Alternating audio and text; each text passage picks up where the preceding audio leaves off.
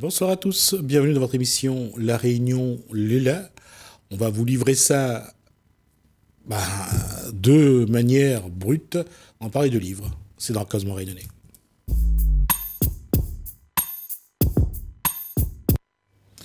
Bonsoir Koulsoum Libou. Bonsoir Gismi.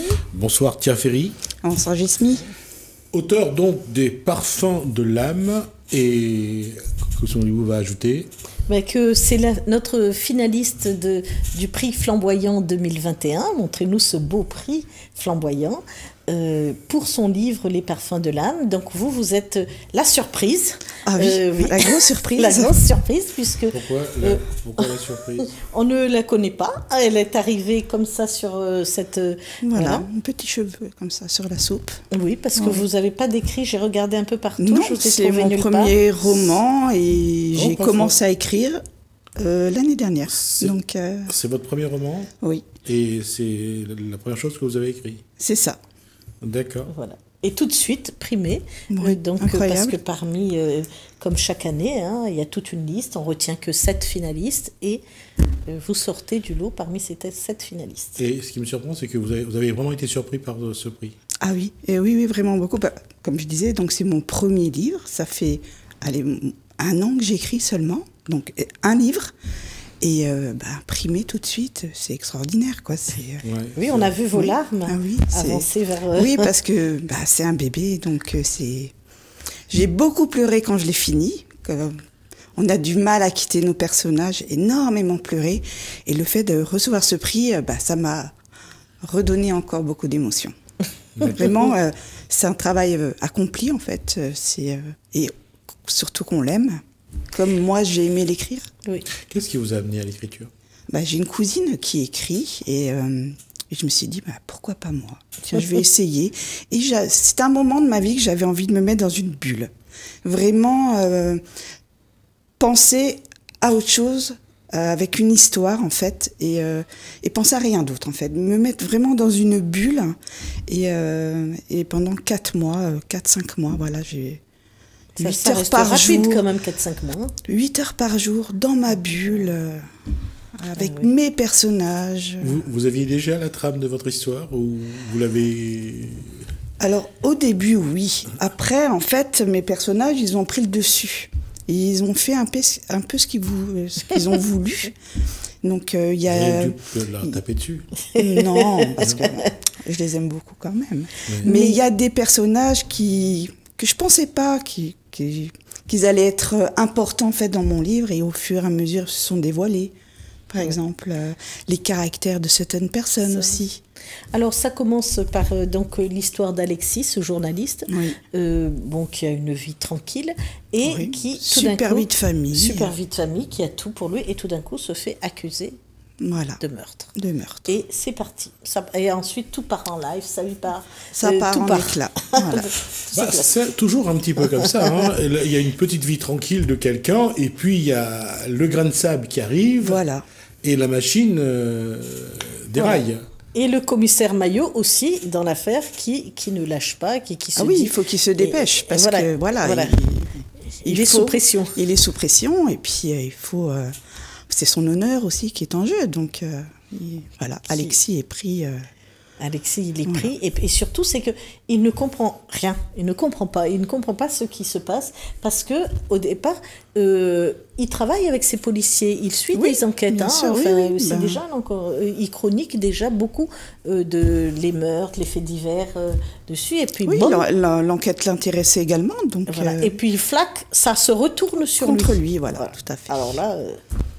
Ça, ce renversement, il est terrible. Cette situation que vous amenez à un moment où celui qui mène généralement écrit des articles pour un journal se retrouve impliqué par l'intermédiaire de cet objet qu'on va trouver à côté de la victime, c'est quelque chose qui peut arriver dans la vie de n'importe qui? Je ne sais pas. Peut-être, oui, mais éventuellement. Peut-être. Et pourquoi le choix de la fleur? C'est la fleur de frangipanier. En fait, on en trouve beaucoup dans les cimetières à La Réunion. Et Et en me renseignant un petit peu, j'ai trouvé que la fleur de frangipani, en fait, était plantée dans les cimetières pour aider aux morts de passer au-delà et d'être accompagnés, en fait. L'âme, d'où l'âme, voilà. Le parfum de l'âme. Voilà, donc le parfum de l'âme, c'est encore... C'est autre chose. C'est encore autre chose, c'est un autre sujet là-dessus. Mais donc la fleur de frangipani, elle aide en fait à faire passer au-delà, en fait, les morts. Et donc, comme c'est un tueur qui a un petit peu de cœur, il dépose donc la fleur de frangipani pour aider voilà, l'âme à passer de l'autre côté. De l'autre côté, oui. Et puis, donc, Alexis a quand même une famille. Hein. Il a une femme, il a des enfants. Et même ses enfants sont surpris aussi de ce qui... de ce que vivent leurs pères. Oui, il y a les filles, donc c'est Lola et Charlotte, qui sont très proches aussi de leur papa, et elles ne comprennent pas trop ce qui arrive. Et c'est surtout, on est toujours face à cette même question, est-ce qu'il est impliqué ou pas? Oui. Et surtout pour les enfants, parce que les enfants sont très manichéens, c'est noir ou c'est blanc, généralement, il n'y a pas beaucoup de nuances de gris. Donc cette chose-là, je pense que ça remet, bien sûr... Je pense qu'au fil du roman, il y a une vraie remise en question de la vie de l'individu, de toute façon. Oui, parce que quand il se retrouve enfermé en prison, il ne sait pas. Et quand sa femme essaye de l'aider pour le sortir de là aussi, on est embarqué ailleurs. Et finalement, à la fin, et c'est ce qui m'a plu, c'est que moi, je ne me suis pas doutée jusqu'à la fin. C'est ça, la qualité de l'auteur. Je ne me suis pas doutée. C'est que la fin, personne... Je me suis dit peut-être, mais je ne me suis pas doutée. Je me suis dit peut-être, mais pas... Je me suis... Alors là, j'ai du 50-50. Il y en a qui trouvent tout de suite et d'autres, justement, un peu plus tard. Et je trouve aussi, là où je vous trouve que c'est bien, c'est qu'à chaque fois, vous essayez toujours de... Celui qui est bien, on essaye de montrer le côté un peu négatif. Même le tueur, avec la petite fleur de frangipane, il y a un côté humain de dire il a tué, mais il va quand même... C'est un tueur en série avec du cœur. Voilà. C'est à chaque fois cette ambiguïté chez l'être humain, de toute façon. Mais on ne peut pas lui en vouloir. Non, c'est pas trop, en fait. Alors bon, c'est vrai qu'il y a ce côté léger où, Alexis, c'est quand même quelqu'un de bon vivant qui... Voilà. Et après, il y a une autre intrigue qui démarre en même temps, c'est la relation des deux copines, une qui essaye d'aider l'autre de sortir de son état de femme battue. C'est quand même un problème grave. Avec un pervers narcissique, en fait. Voilà ce sujet-là aussi. Ce sujet-là est quand même aussi important que les séries de meurtre.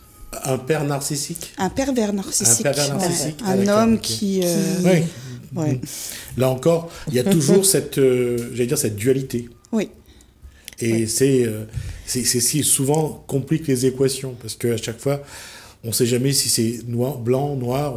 On essaye, il y a toujours des sacrées nuances qui fait que ça complique un peu le regard, et de dire si c'est quelqu'un de bien ou que c'est quelqu'un qui n'est pas bien, ça complique cette posture-là, en tout cas.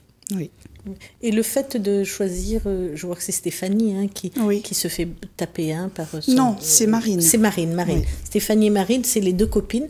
Et puis, non, c'est Alba et... dis donc, aujourd'hui, je me suis plantée sur tout ça. Alba et Marine, c'est les deux copines. Marine, les deux copines. Et Stéphanie, c'est la louve, en fait. C'est ça. La question, c'est quand une femme regarde la psychologie féminine. Oui. Vous avez un regard comment plutôt sévère, plutôt vous explorez plutôt que de dire c'est comme ça ou c'est comme ça, ou vous essayez de montrer ce que ça peut être. On montre, en fait, parce que nous, on sait ce qui se passe chez les femmes battues. On y prend plus cœur, en fait, à ça et des choses comme ça. Donc... on essaye d'en parler de plus en plus. C'est quand même important. Et surtout qu'on est à La Réunion et qu'on est très sensible à... Non, c'est un sujet... C'est un sujet qui est... Non, c'est un sujet qui est national, mais c'est un sujet qui est plus important à La Réunion parce que nous avons plus de femmes en rapport à la population et au nombre de femmes battues. C'est beaucoup plus élevé à La Réunion. Mais il faut savoir que les féminicides en métropole, c'est une femme tuée tous les 3 jours. Oui, ici c'est petit, c'est important. condensé. Mais on le fait sur 67 millions d'habitants. Ici, on le fait sur 875 000 habitants. Donc, le rapport est vraiment très important à La Réunion. Mais encore une fois, comme je le dis, et dans ce que vous écrivez dans votre ouvrage, c'est de montrer la complexité, j'allais dire. Oui. Voilà, parce que oui, il y a beaucoup de femmes qui disent elles n'osent pas demander de l'aide parce que elles subissent et c'est comme ça. Donc, souvent, c'est pour protéger les enfants. Oui, bien sûr. Et puis, puis elles ont peur de peut-être faire leur vie. Ou en fait, moi, je peux pas en parler non plus. Oui. C'est compliqué. C'est très compliqué. Et c'est vrai sûr. qu'il y a toujours des raisons pour que il y a toujours j'allais dire, ce syndrome de femme battue ou d'enfant battu, cette façon d'essayer d'avoir un peu d'affection de son bourreau. Oui, aussi, oui. C'est quelque chose de très complexe et là, ce sont les psychothérapeutes, les psychologues, les psychiatres qui pourront l'expliquer. Mais c'est vrai que dans le schéma de comportement, quand on regarde ces personnes-là, c'est pas facile de comprendre toujours ce qu'ils disent, entre ce qu'ils disent, ce qu'ils ont envie et ce qu'ils font vraiment. Parfois, ils font le contraire de ce qu'ils disent et c'est pas facile à comprendre. Et puis, moi, j'ai trouvé aussi, à la lecture du roman, bon, il y a beaucoup de femmes, hein, donc il y a ces 3 femmes-là, puis il y a les enfants aussi qui se sont Oui, c'est vrai que c'est féminin. Oui. C'est assez féminin. Et je trouve que la problématique autour de ces femmes, il y a comme une complexité. Il y a toujours une complexité. Et ce sont déjà des 3 personnages qui sont des personnages fortes. Même celle qui se fait... qui a des soucis dans son couple, elle reste quand même une femme assez forte puisqu'elle est là et elle se dit oui, il faut qu'on aide quand même Alexis, c'est pas normal ce qui s'est passé. Oui. Elle reste quand même... c'est des femmes de caractère quand même. Mais chacune avec leur caractère et leur force. Et leur force, oui. Et j'ai trouvé que c'était quand même beaucoup... il y avait beaucoup de féminité. Peut-être votre féminité qui se dégageait. Peut-être, j'ai un peu partagé chez tout le monde. À travers, peut-être. À travers ces personnages. Et après, il y a d'autres projets d'écriture. Oui, bien sûr. Vous avez eu ce on me réclame la suite. La suite est en cours. Donc, mais là, j'ai une grosse pression. Donc, pourquoi une grosse pression pour le deuxième. Parce que vous vous dites, est-ce que ça va aussi bien marcher que le premier ? C'est ça. Est-ce qu'il va plaire de nouveau ? Mais il y aura une suite. En tout cas, c'est certain. Je ne vais pas laisser mes lecteurs comme ça. Vous tentez la suite. Et après la suite, il y a d'autres projets d'écriture sur d'autres thèmes ou Alors, j'ai plein d'idées qui me traversent la tête. Mais après, il faudra les mettre en place. Je fais toujours comme ça, petit à petit. Donc, ça serait la suite. La suite, ça ne sera pas vraiment une suite. Ça sera de nouveau l'équipe Maillot qui revient avec une autre enquête. Oui. Et on aura les réponses donc à ce livre-là, en fait, qu'on se pose à la fin. C'est pas totalement... Oui. Voilà. Et sinon, vous lisez, vous ? Oui, alors je lis vraiment de tout. J'ai pas forcément d'auteur préféré. Je lis vraiment de tout. C'est ce qui me passe sous la main. Et généralement, je lis un livre dans la journée. Je me pose le matin et je ferme mon livre le soir. J'adore me mettre dans ces bulles, en fait. Vous avez quel âge quand vous avez commencé à lire ? Alors, je lisais énormément petite, beaucoup des contes, des choses comme ça. Après, j'ai travaillé, je suis devenue maman, j'ai eu moins de temps.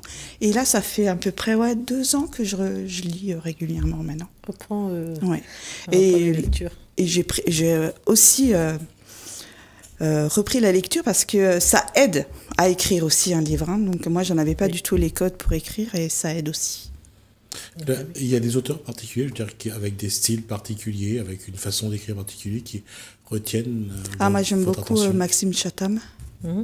Ça c'est je lis, c'est ce que j'ai lu le plus c'est Maxime Chatham. Parce que ce que je trouve, comme pour les auteurs qui sont venus sur ce plateau, c'est la qualité qu'ont les auteurs à complexifier ce qu'ils écrivent pour donner un plus de dimension à leur ouvrage, mais d'arriver au bout après vraiment à trouver ce chemin qui amène à une fin simple, je veux dire compréhensible, même si ça surprend, hein, même quand ça surprend, mais ça c'est une vraie qualité que je vois chez les gens. Comment vous arrivez-vous à arriver à un moment donné à avoir une telle situation de problème, mais vous n'arrivez pas, mais vous gardez la main, vous ne vous perdez pas. Aussi, quelquefois on se perd. Faut pas croire. Hein. Quelquefois on se dit, on revient en arrière. Ah oui, attends, qu'est-ce que j'ai dit là? Non. Quelquefois on se mélange un peu les pinceaux. Mais moi, j'écris en fait au jour le jour. Donc, je visualise une scène. Et je tourne comme une caméra autour de mes acteurs, en fait. Et là, je décris la scène, les dialogues, les choses comme ça. Et le lendemain, ça sera une autre scène, etc. Et au fur et à mesure, c'est comme un film qui se déroule. Et même moi, je ne connaissais pas la fin. C'était... C'est au fur et à mesure. Au fur et à mesure. Voilà. Des lignes qui s'écrivent. Oui. Normalement, on devrait avoir une ligne de conduite, mais je crois que... Et pourtant, les indices sont bien posés quand on lit. Mais j'ai fait... je suis revenue en arrière assez souvent pour... Par rapport à d'autres auteurs qui ont leur ligne de travail, qui ont leur feuille de route. J'ai essayé, mais non. Vous ne voulez pas vous emprisonner? C'est ça, en fait. En fait, j'ai vraiment laissé... l'histoire se déroulait comme si j'étais acteur de l'histoire, vraiment. Parce que c'est quand même, c'est ça qui, pour moi, à chaque fois est surprenant, c'est que vous avez dit, je ne ferai pas plus de temps de pages, ça doit rester dans tel... Oui, ça aussi, oui, le chapitre, je vais essayer de faire temps et temps, à peu près respecté. Quel est le livre qui vous a vraiment le plus plu quand vous étiez adolescente? La ligne verte. Ah bah oui. Ouais. Celle-là, elle est belle. Hein. La ligne verte, ça c'est... Vous avez vu le film? Oh bah oui, mais je l'ai revu il n'y a pas longtemps d'ailleurs. D'accord. Et il est parfait. Le film et le livre, c'est vraiment... Généralement, quand c'est retranscrit en film, il manque. Mais là, la ligne verte est parfait. Ils ont été fidèles au livre. Ah oui, totalement. Ouais. Et pour vous connaître un peu plus, parce que c'est vrai qu'on ne vous connaît pas beaucoup, vous venez de quelle région? Je viens d'Alsace. Oui, ici à La Réunion. Vous êtes venu là comment Alors, on est venu par hasard, en fait. Changer de vie. C'est ça. Il y a 12 ans. C'est là où j'aime bien, par hasard. Oui, par hasard. Mais en fait, je ne connaissais pas du tout La Réunion. Et un jour, mon mari, il vient me voir, il me fait, voilà, il était chef de cuisine et il s'est mis au tatouage, en fait. Et il me dit, voilà, j'ai trouvé... la cuisine, mais bon, chacun ses goûts. Non, j'aime bien les deux. Et il me dit, voilà, il y a une annonce de tatouage à l'île de La Réunion, ça te dit? Mais je fais, mais oui, pourquoi pas, allons-y. Et en 2-3 mois, on a tout revendu et on est parti avec les 3 enfants et 5 valises sur une île où on connaissait Parce que rien. l'Alsace, quand même, oui, c'est un autre paysage. Tout à fait. Oui, c'est très joli aussi l'Alsace. Ah, mais oui, moi j'aime bien. Oui, je suis arrivée à La Réunion et voilà, le coup de foudre total. Et ça fait 12 ans maintenant et je ne repartirai plus. Donc voilà le thème de mon prochain livre. Oui, mais c'est pour ça, il y a beaucoup de descriptions aussi de La Réunion parce que je fais aussi de la photo en amatrice et j'essaie de décrire mes photos avec mes mots. C'est pour ça qu'il y a beaucoup aussi de descriptions de La Réunion. Ah, ouais. C'est aussi un petit voyage, petite balade. Non, j'allais dire c'est plus un voyage pour soi parce que ça fait plaisir aussi de se mettre dedans, de mettre soi dans son livre. Ah oui. Et c'est une façon de... Ah oui, j'ai mis des petits bouts de moi dedans de toute façon. On ne demandera pas sur quel personnage. On va garder le secret. En tout cas, merci Tia Ferry donc, pour cet moi. échange. Ça a été vraiment un plaisir de voir et puis de voir votre prix, de voir votre ouvrage. J'espère qu'on aura l'occasion de vous accueillir pour le prochain ouvrage. Avec plaisir. Et on aura l'occasion de voir un petit peu ce qui devient de vos écrits. Merci à vous. Merci beaucoup. Merci Kulsum Lelibou pour Merci, ces moments. En tout cas, grâce à vous, on fait de beaux voyages. Et ça nous permet aussi d'apprendre et de continuer à apprendre parce que je crois que c'est la seule chose qu'on peut garder, c'est de continuer à s'instruire parce qu'il y a une seule chose qu'on sait, c'est qu'on ne sait pas grand-chose. Merci à vous de nous avoir suivis. Merci Alain, merci François. Je vous dis à bientôt.